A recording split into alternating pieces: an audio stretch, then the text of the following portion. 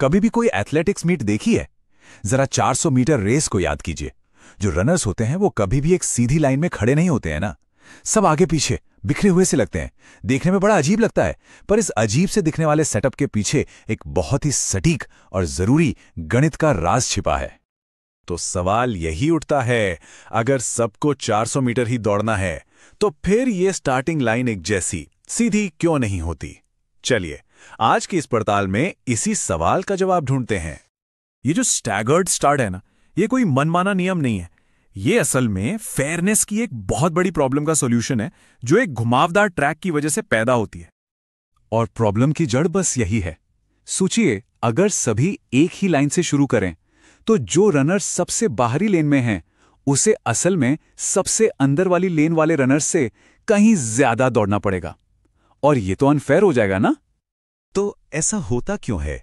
इसका जवाब ट्रैक के डिजाइन में, यानी उसकी ज्योमेट्री में छिपा है। आइए समझते हैं कि यह सब काम कैसे करता है।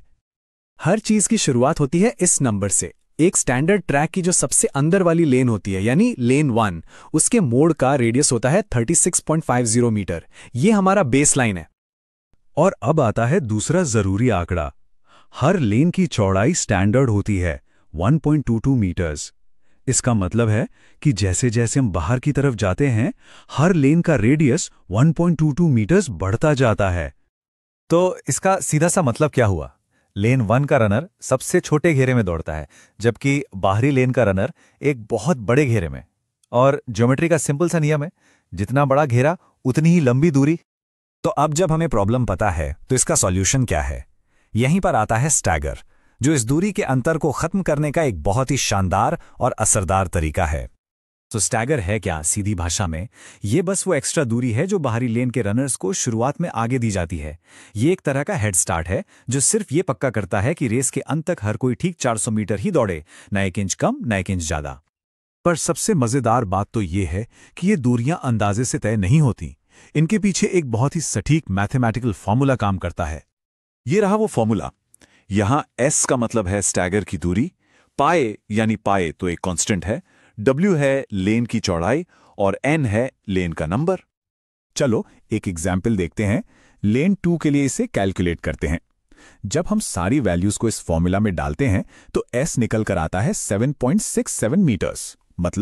मतलब ये कि लेन 2 के रनर को लेन 1 वाले रनर से ठीक 7.67 मीटर आगे से अपनी दौड़ शुरू करनी होगी। और ये तो सिर्फ लेन 2 की बात है। जैसा कि इस टेबल में दिख रहा है, हर बाहरी लेन के साथ स्टैगर की दूरी कितनी तेजी से बढ़ जाती है। जरा सोचिए, लेन 8 में दौड़ने वाले एथलीट को 53 मीटर से भी ज्यादा आगे से शुरू करना पड़ता है। ये ट्रैक की जो सीधी पट्टी होती है ना, उसकी आधी से भी ज्यादा लंबाई है। इससे पता चलता है कि ये कैलकुलेशन कितनी जरूरी है। तो ये सब हिसाब किताब सिर्फ नंबरों का खेल नहीं है। ये सीधे सीधे खेल की भावना और फेयर कंपटीशन से जुड़ा है। और हां, ये सिद्धांत सिर्फ 400 मीटर तक ही नहीं है। कोई भी रेस जिसमें मोड़ आता है, जैसे 200 मीटर, 800 मीटर या रिले रेस, सब में इसी गणित का इस्तेमाल होता है। इन निशानों को लगाने में इतनी सटीकता इसलिए जरूरी है ताकि हर एथलीट को जीत का बराबर मौका मिले। और ये बात इस पूरे आइडिया को बहुत अच्छे से समझाती है। ये सिर्फ जमीन पर लाइनें खींचना नहीं है, ये असल में गणित और खेल की भावना का एक खूबसूरत संगम है। तो अगली बार जब भी किसी ट्रैक इवेंट में रनर्स को उन टेढ़ी मेढ़ी स्टार्टिंग लाइंस पर खड़ा देखें, तो ये याद रखिएगा कि वो सिर्फ एक रेस की शुरुआत नहीं है, वो असल में गणित है, एक्शन में। वो छिपा हुआ गणित जो हर दौड़ को फेयर बनाता है और हर जीत को असली।